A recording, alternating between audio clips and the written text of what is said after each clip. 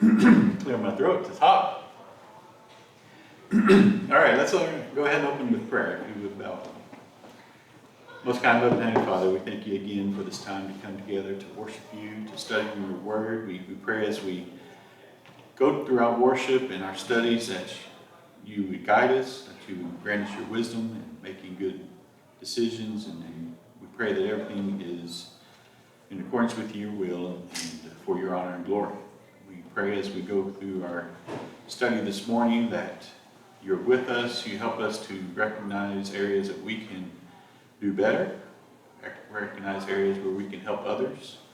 Please guide us through this time, help us to be the right man of faith that you want us to be. Please forgive us when we fail you. We do thank you for that forgiveness. It's in Jesus' name. Amen. Amen.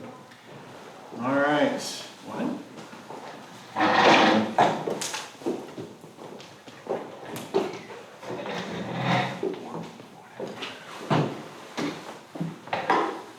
Everybody marked here.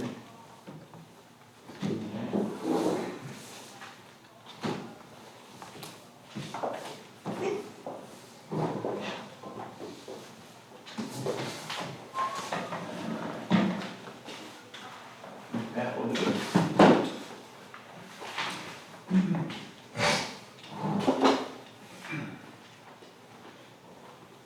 All right, so today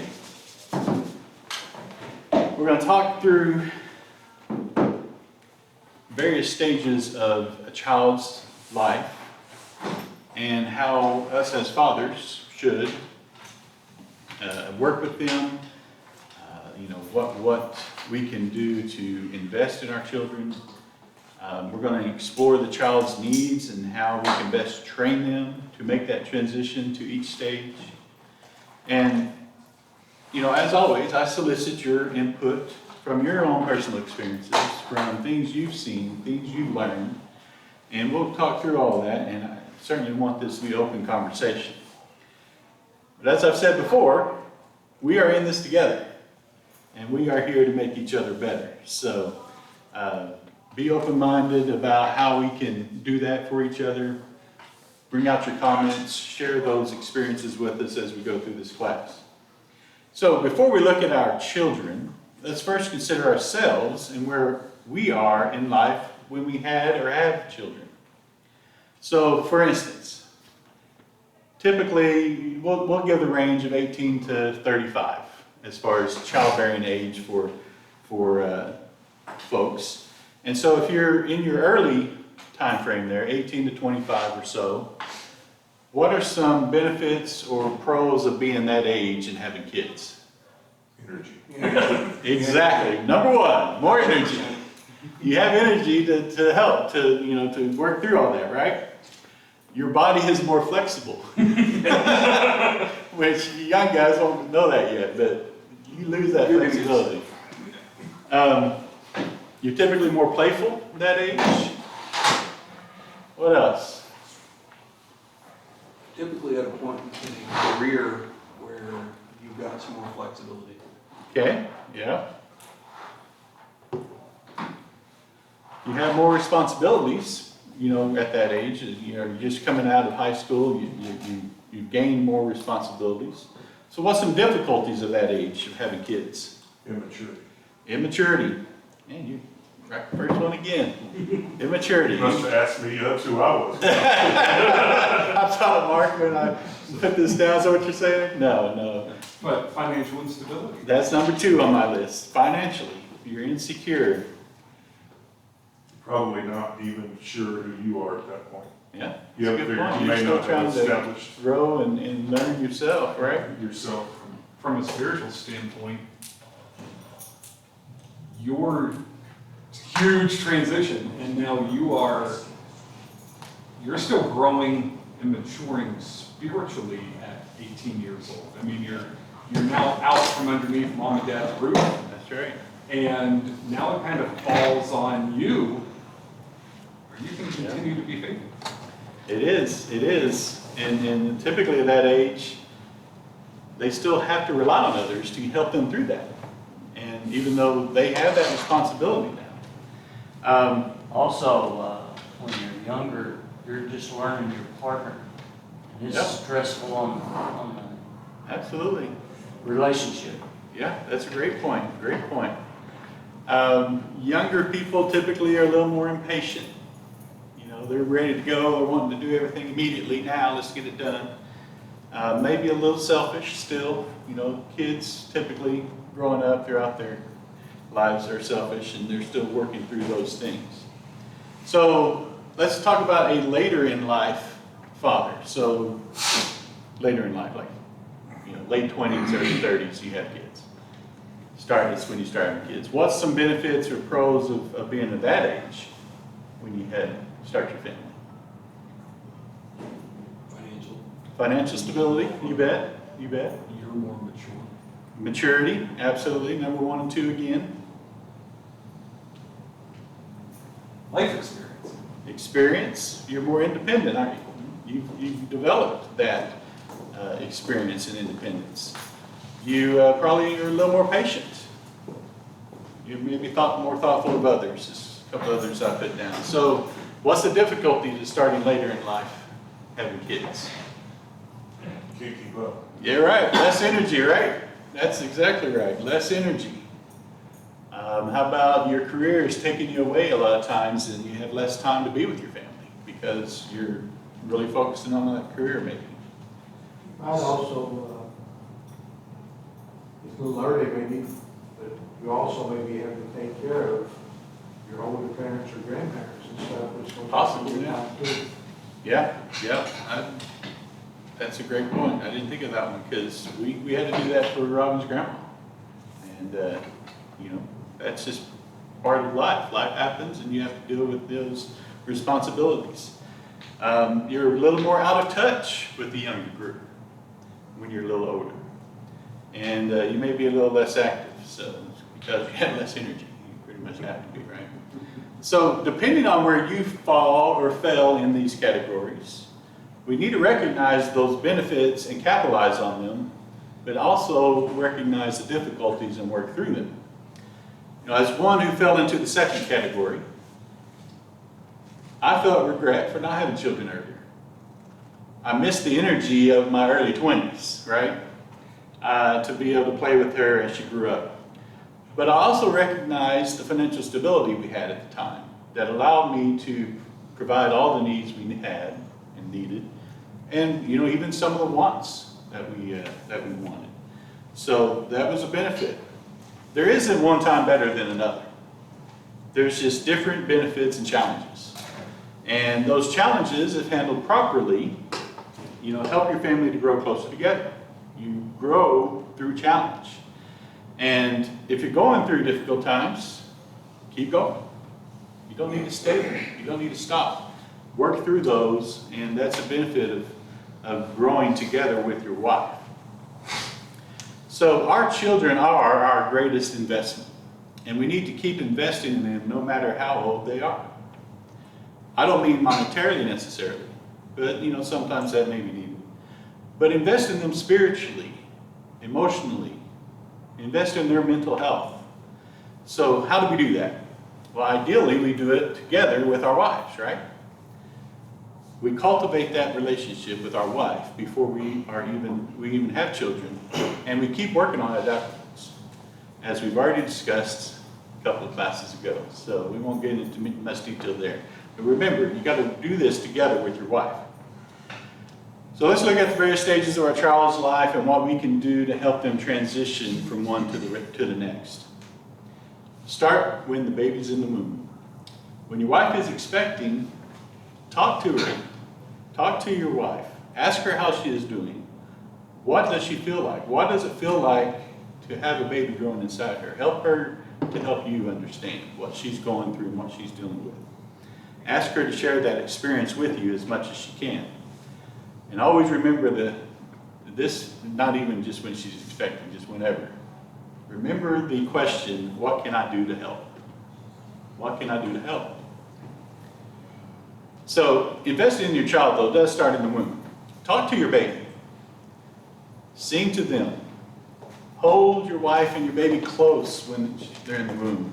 That's going to help build the bond between not only you and your wife, between you and your baby. Studies have shown that the babies recognize the parents' voices after being born. But it couldn't gain that recognition unless you talk to them, right? They have to hear that voice to recognize it. So talk to your baby, sing to them. I know it's kind of corny sometimes, but it really works. It really helps. I would even say play music, not necessarily 80s heavy metal music, but play music, good a cappella music or whatever, while the child is in the womb, and they can hear that, and it helps develop their brain, and as well as it helps you to bond with them. So after they're born, this is where class discussion, I want to get some feedback from you. So give me some characteristics of children 3 months old to 3 years old, and that's a wide range, but give me some of the things that they kind of share together. What are some characteristics? Lance, I want to back up just a little You bit. bet. Something that I think is extremely important is not just sing and talk, pray with them. Absolutely, great point. As soon as you find out that you're going to have a child, it would be a recommendation to start praying then that God's preparing somebody for them, a mate that will help them get to heaven. Absolutely. And carry that prayer all the way through the pregnancy, obviously after the pregnancy, but when you're snuggling, when you're holding your spouse Yeah. and you're praying together, I don't know if there's anything on earth that draws your bond closer to that. There's something very neat about holding your spouse and praying with her. Do that with Absolutely. the baby and pray Absolutely. specifically for You that. bet. You bet. That's a great point. Great point. Any other comments? All right, so 3 months to 3 years old, what are some of their characteristics? Needy. Oh yeah, very needy, right? Stubborn. Stubborn, okay. What else? Can't communicate. They can't communicate, or the way they communicate is not verbally, right? It's, crying until they get a little older, obviously, but, yeah. Are they selfish? I mean, the world centers around them at that age, right? That's what they feel. And many times that's what we feel. They're definitely needy. They Yeah. smell I don't wonderful. know if they're selfish, but they're definitely needy. Yeah. Most of the time, they smell wonderful. There you go, That there you baby go. smell is There you go, that's, unique. they're After very, riding 20 hours in a car with you, I'm not sure that ends it. Most of the time. oh my. They're sweet when they're little, aren't they? Cuddly. Let's talk about the good stuff too, not just the challenges we face with them. What else? They're developing a trust, because they're so needy, somebody who provides that is they're building a trust with, a relationship with. You bet. That's You great. know, when I was, Tammy's brother was older than she was, but Kelsey and my niece were just a year apart, the oldest one was apart. The dad worked, and then the mom and dad had problems and stuff, and they would come see me, if I walked in a room or something before they would their own dad, because I was there more than he Yeah. was. Yeah. So Oh, that's they great built that point. relationship, and they can tell, and they know, not that he didn't love them, Yeah. but, he wasn't around as much, so. Yeah. And we'll talk. You we'll make a talk- great point, and we can laugh and say that they're stubborn and all that, and I know that was somewhat in jest, but I would suggest this too, that if we don't meet their needs from that age on, they'll find somebody that will. Yeah. So that trust that you're talking about, that's critical. Yeah. There's so much important, and it's not always easy. It's not always No, easy. that's what I was gonna say, me and Kylie have been we've actually been kind of taking a class to deal with Kason and some sleep stuff, and it talks a lot about, their goal is to make you happy. They're trying to do that, and they're sponges. They absorb everything Yep. from the, energy you have to, just everything around them, and we've seen it too with Carter, just being at school and the things he's starting to absorb. And you're teaching them. You're teaching them how to react to stressful situations, whether it's in a gentle, loving, prayerful way, or screaming, hollering, slamming, Yeah. violent. We're teaching them, and they'll mimic that. They So- do, absolutely they do. To some degree, they're teaching you as well. They're learning from you. If you let them get away with something, Yeah, they've learned that I can do this. Right. This is acceptable. So if I let them kick and scream through church service, I've just taught them that that's okay. right. So we had to learn early on that it's okay to stand up and walk out. Mhm. You know, we were laughing the other day. Logan made us walk out of a couple of restaurants because Well, last week? he didn't get the steak well enough. There's also a lesson to that, that screaming and hollering doesn't mean you get to go play, Absolutely, yeah. right? Yeah. So they learn that, don't Learn they? that one the hard way. They learn the discipline. So if Yeah. they're not acting the way, and it's a learning lesson, Absolutely. but it's not to go play in the cry room or whatever. But if you let them, if you let them go play, then they train you, not you training them. Yeah. Those tough ways. You guys are hitting on some great points that go into kind of what we're going to talk about next, which is our investment at that age in our children. And some of those things you just said are what we need to do, to invest in our children. You know, this is where they're developing their own little personalities. And we need to help them with that. Their personality is going to be reflective many times on how they are treated, how we handle situations for them. And so we need to make those investments in our children at this age. And, you know, discipline does start here. Maybe not 3 months old, but, you know, depending on what it is, you know, sometimes if they're getting ready to touch something hot, you know, grab their hand, pull them away from it. It's not slap their hand, you know, at that age. But discipline does start here. You know, as mentioned before, it needs to be age-appropriate discipline. We're not there to leave whelps on their legs because we beat them so hard. But they do need to feel the discipline, whether that is, you know, taking a toy away, or whether that is an actual swat on the diaper. Most of the time, that is just an attention getter, right? It's not going to hurt them. But sometimes they do need to feel a little sting to really drive home the point as well. So some other areas that we can invest in them is develop routines for them at this age. They need to see how things work and develop those routines. They need to understand what the schedule is, and it helps them to not get so frazzled, I guess you'd say. We need to set boundaries. We just talked about, you know, if they're, you know, disrupting worship, that's not okay. You need to set that boundary. Go ahead and take them out in those things. You set those boundaries at this age. You need to focus on your relationship with the child and with others. The relationships they have with others. Don't isolate them. Get them involved with other kids and other families. And that way they can develop those relationships on how to get along and work with others. Obviously, church is a great way to do that. Let's see, help them to see their role as a family member. You know, sing with them, pray with them, read Bible stories to them, help them to see that they're part of the family. The family is a unit together. What other advice do you have, parents of age 3 months to 3 years? I think one of the most important things we can do as far as being Christian parents, not only do this stuff like you said at home, but bring them to Bible class. Because they develop relationships, they also get instructions, teaching from somebody else. And I think that's beneficial. It helps them grow socially. It helps them become more comfortable. We first went out to Washington State. Logan was only about 5 or 6 months old. And Michaela's, of course, development late, but she's 15 months older. They didn't have a cradle-roll class or nursery class. So we took Logan to class with Michaela. And the teacher in there was just, really didn't want Logan in there.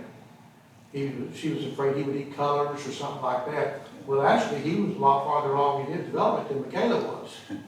So we started the cradle roll class, or Tammy did, and there were other kids that was almost Logan's age, or real close in age, but the parents started taking them. It wasn't long before they didn't want the parents in there because that was their space, that was their class, Yeah. which was great. It helped them develop socially. They got some instruction from somebody besides the parents, kind of reinforce, different things that went on. Yeah. And, How many have had the situation where your child acts better for others than they do for you, right? I know, right? And so that's a great point. The kids want that little independence sometimes, and they need it sometimes. Now, Hey, I'll obviously, even tell you this, grandkids know when mom and dad drive in the driveway before they even come to the front door. Yeah, Well, you talk about the challenges you face. One of them is a third, those little month-old kids to 3-year-old. They're not able to communicate, and you're not able to communicate to them. They don't comprehend everything. right. The things that Scripture calls out is if we love God, we do what? We keep His commandments. We physically do things that we produce fruit. We physically obey. And I think that they see the subliminal. We talked about the sponge or the energy that you are putting out. They see what you're doing. You talked about coming to Bible class. Your physical consistency and what you're doing, they are absorbing as behavioral. Absolutely. And it's creating a pattern in them. Yep, And so, developing those routines. because you can't explain it, they don't understand, but they see and feel and understand what their environment. Right. And so you control that. And so your impact that you have on them is not verbal, it is how am I being a Christian father? What environment do I have my child in? And because that is the impact you're having on them at that age. You bet. And both Addison and Ava, when we would be out in public and, people always want to come up and talk to you about your kid and, how well behaved they are and they're so beautiful, blah, blah, blah. Both of those girls would sit there and would just stare through that person because they didn't know who they were. Mm. But the minute that we stepped into the church building, they were running up, hugging people, sitting down with them, doing that because that's what they saw mom and dad do. And they quickly, it was interesting to see how quickly they understood this is a spiritual family. And they would be, step into the church building, they'd be off. Well, hey, have you seen that? Nope, she's with someone. I don't know who. Like, we know she didn't leave, but we'll find her. And, that's, as far as them mimicking you, that we've talked about, that really is true. I think one that's been interesting and difficult to navigate for myself and Kylie is my brother and his wife moved out here last summer, and my parents my parents, they've come to church, and my brother, I don't know if it'll ever happen, but so they're not, they use some language and stuff, and at first I was like, man, I really don't want my kids being around that, but now, they'll be like, that word's bad, or I'll notice them, my brother and then my sister-in-law, like, I can't say that. So I think it's, for me, like putting them in a little bit difficult situation and then having the conversations with them about what's okay and not okay has been good. Yeah. Oh. Yeah, we all have family members who are probably not doing everything they should be doing correctly, right? And so they have to understand that while we still love them, we have to set those boundaries again as far as what we want them to hear, what we want them to see and do, and they learn that. You're right. They see that, and you're right. They'll call the family members out, won't they? Well, there's one thing that a lot of people learn the hard way. Even at 3 months old, 3 to 3 years, they learn by example. Whatever they see you do, however they see you act, they do the same thing. Yeah, absolutely, they do. Absolutely. All right, so let's move on to 4-year-olds through 8-year-olds are basically third grade. So Trade them in. Go get a little one. Yeah, skip that. Pre-K through third grade kind of. So why is that? What characteristics do we know about this age group? They want independence. Yeah. They're starting to learn independence, aren't they? That's right. It's a challenge, but you can also have more fun with them. Yeah. It's a lot more fun to get down on the floor and roll around and Yeah. be a dad, you know. Yeah. It was my favorite part because I got to get rid of that car seat. Oh, yeah. That was the greatest thing. Can't blame I could throw in the Well, truck. they keep you know. upping it now. Yeah, my kids are gonna be 18. Little booster. When yours are so petite, they're gonna have to be probably. Right? You know, something else that's really cool about that age, and it was almost done, is the conversations that you can have with them. Oh, And the questions Yep. that they ask, Exactly. oh my goodness. I mean, it's so much fun. I mean, Keep it journal. they will ask questions about the physical world. She'll ask questions about the Bible, and, you know, or she'll be sitting there and, you know, she's one of the kids that if she gets to color on something or do something, she'll pay attention to the lesson. And so we'll get in the car on the way home and she'll go, so I heard Tommy say this, but I thought that it was, and then she will recite back. And those conversations that you get to start to have where they start asking to grasp and understand the biblical stories that they hear, the biblical accounts and things like that. And the same thing is true, like, when they come home from school and they've learned something new. It's that excitement that they have. It's just so Yeah, cool. that's good. That is cool. The famous, always the same question over and over, why? You can answer it, why? Keep answer it again, why? You know, they just keep saying that. They're wanting to learn those things. At this age, they're also worried about what others think about them. They're starting to get that, especially because they're at school. Friends are important to them. They will have more outside influences because of their friends at school, their teachers at school, and such. So you got to be watchful for that. They're learning to play well with others. They started that obviously in 2 and 3, but now that they're starting to get into more older school age, they're learning to play well with others. And like you said, they're very observant. They want to know things, and you know, kind of like we talked with them a little younger, they're always watching what you're doing. So our investment, our part in this, in our children at this age, is to give them some responsibilities. Help them to start learning to take on some extra chores. But don't just tell them to go do this. Model the chore first. Show them how to do it. Work with them the first time or two so that you can show them how to do it, and that way they are able to, again, mimic what you're doing, right? So for instance, go ahead. Very important where you're going there, because Kelsey was the oldest. There was 2 or 3 year difference, 2.5 year difference between her and Caleb. Well, Kelsey had her room, and when it come time to go to bed, we'd say something about pick up the toys or whatever.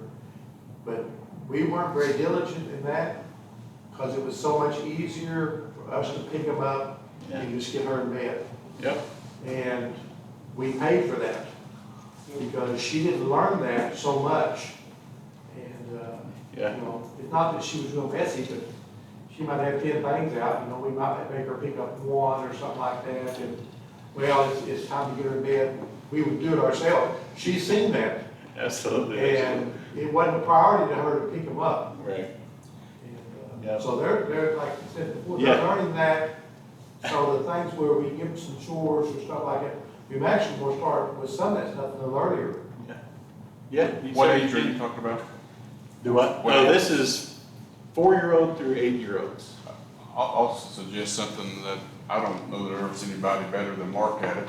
It's interesting to watch him work with those, because he might be mopping up and one of the little boys will come up and I want to help, and probably my habits, and well, now let me get this. But Mark will say, absolutely, he'll give it to him and they'll do it.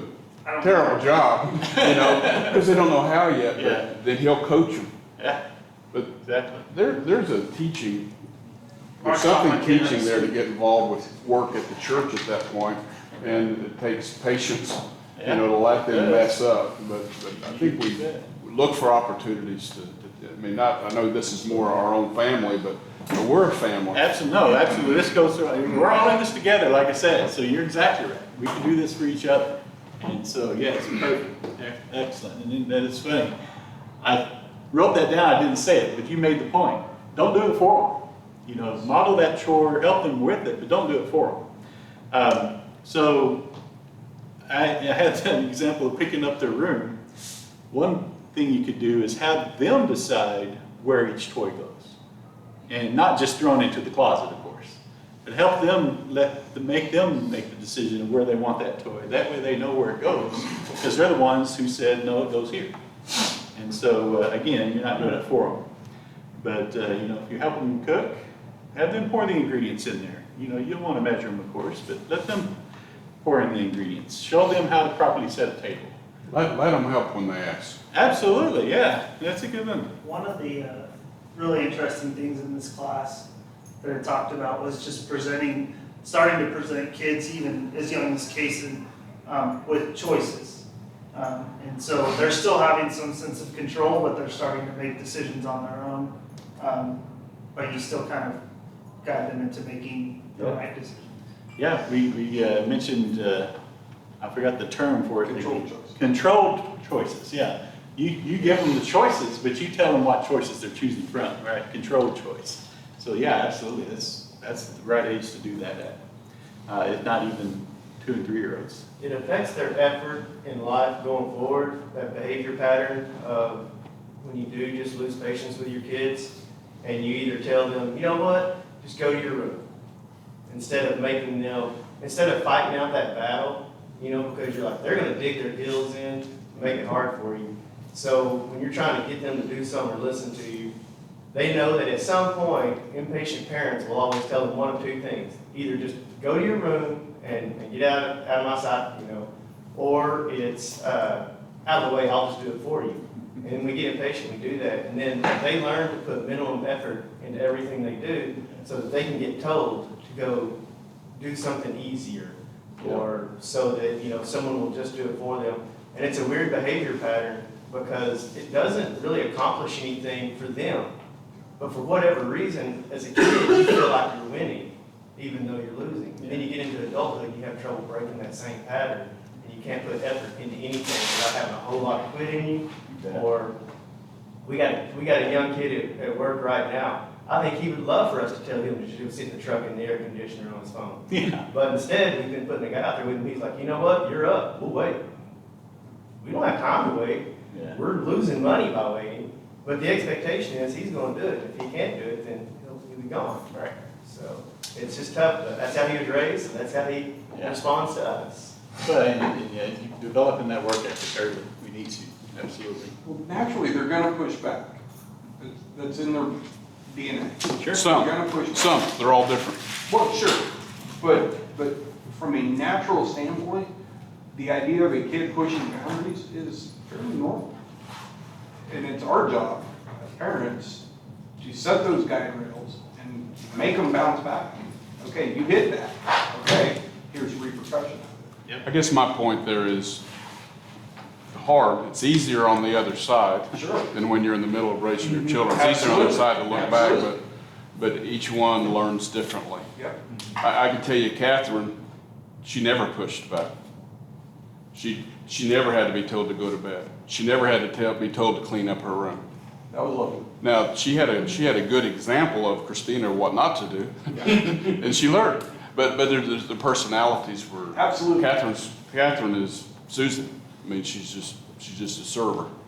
So yeah, that's the challenge as a parent is trying to figure out. Well, no two kids are the same.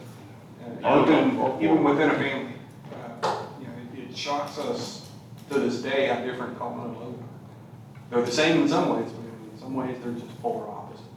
Yep. The discipline was totally different with both of them. And that's the way it should be. You need to tailor that. And husbands and wives were raised different. So discipline's different within the home, and that's a communication that we need to have with our spouses. Before you're married, That's right. you need to have that communication and agree of how that's gonna work, because, yeah, that's a whole nother story, a whole nother lesson. That conversation needs to happen way early. Yeah, And it's ongoing, yeah. because every one of these phases are different, right? Absolutely. Well, and when your wife has that child, she changes. Yeah. Yeah. It sounds good on paper Like- until she has that child. Yeah. And she becomes a different person towards that child.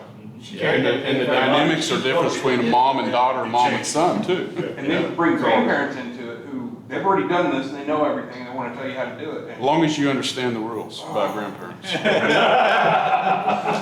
that's what I'm saying, is there needs to be a conversation between husband and wife that we're gonna set the rules, and sometimes that may mean we need to push back on grandma and granddad who get mad I'm at not a us. grandparent, I can tell by the way you're talking. And I look forward to that day. That day is my day. Grandparenting is the best thing in the world. Amen. I've told them for years, I want the grandkids, I just have to go through you to get to them. And we'll get there. Not in a hurry, but At the 4-year-old to the 8-year-old range, they develop communication and they're able to communicate with you, which is cool. Yep. But they also develop before that, their exposure to the world and their exposure to the negativity of the world is probably mostly through you. But when they hit 4th grade through 4-year-old to 8-year-old, they start to be exposed to the world, to the TV, to the things that are things that you may not want them to see or involved with, whether it's a cussing uncle or whether it's a commercial for whatever. Yeah. So you have to develop as a parent and as a husband, as a couple, you have to develop an advocacy type of role to protect them against things that you previously didn't have to really, the exposure to it was different. Now they're socializing with other people and the world itself. And we're giving them electronics to look at, and we're doing things that are exposing them to so much sinful, worldly, negative things. So we really, Justin talked about a family situation that's challenging that we have had to deal with in our lives. It's okay to advocate for that as your child's spiritual welfare and say, we're out. Yeah. It's okay. You can be encouraged, Justin, to say, we're out. Because my kid's we don't go to my in-laws' house because it's smoking and drinking and that environment. We're out, and they know it, and we're not ashamed of that. There's some things in your life that your number one job is, I can't change it, I can't affect it. In the long term I can, but short term I can't change this, but I can advocate for my kid. And I You got one shot. You got one shot to raise them right. yeah. And it's okay for you to advocate for your kid and say, my kid's more important than you, and so we're choosing my kid, and we're out. We're gonna protect our kid. And you can do that in a polite manner. Absolutely, yeah. It doesn't have to be a fight.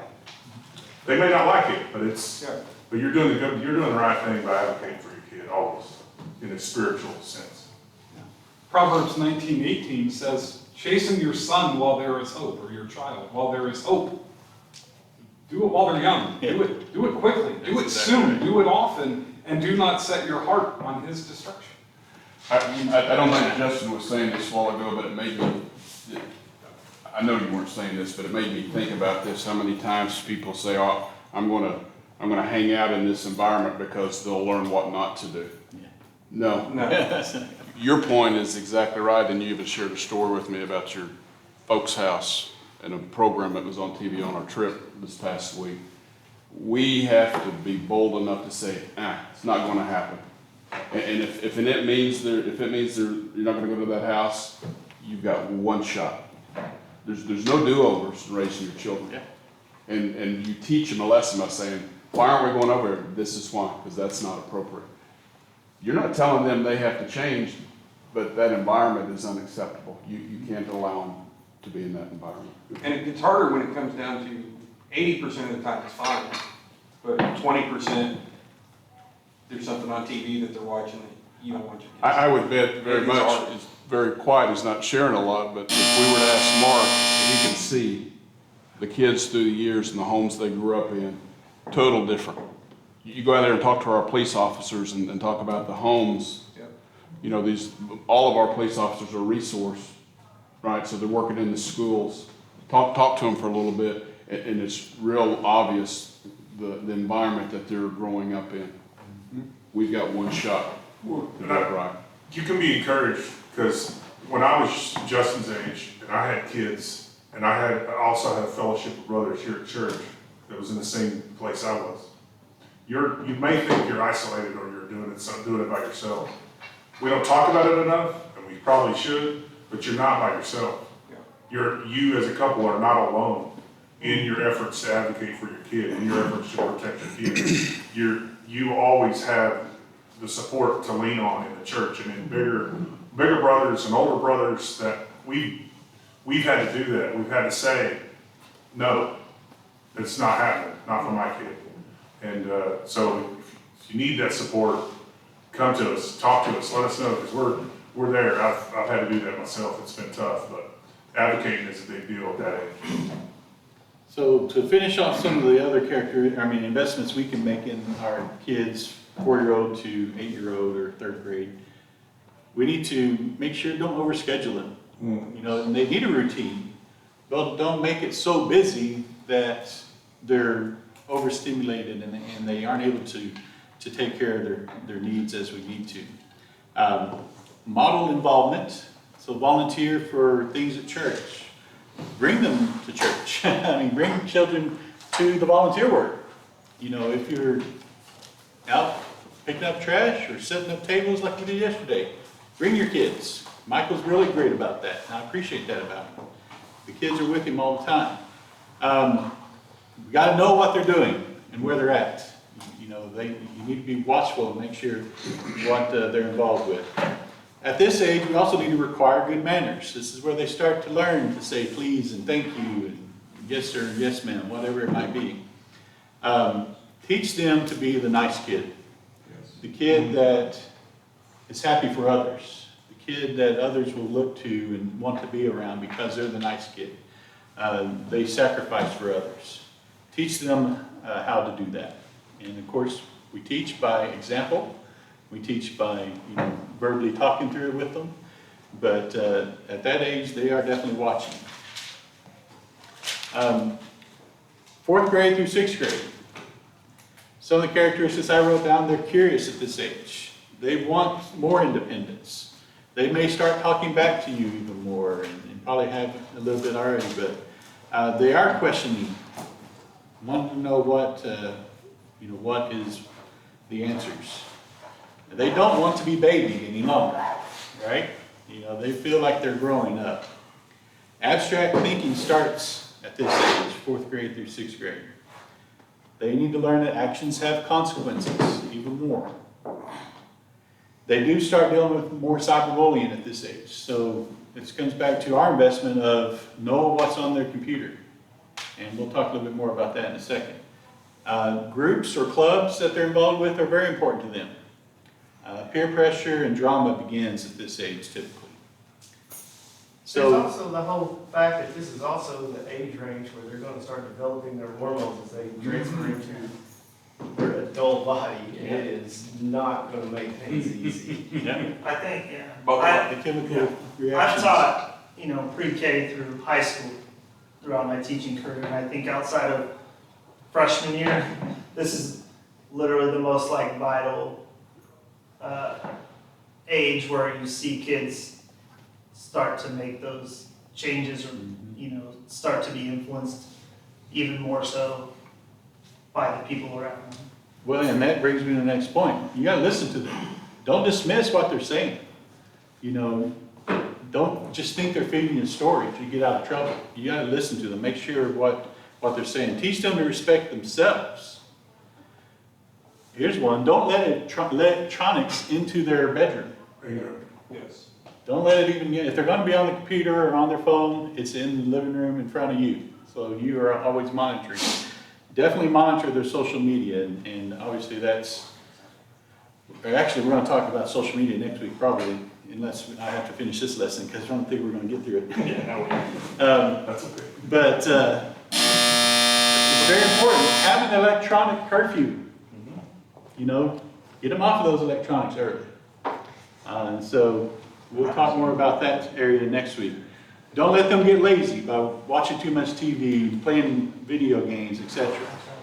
Host church activities in your home so that they see that. Teach them to be grateful and look for the best in people. And it's okay to be unique.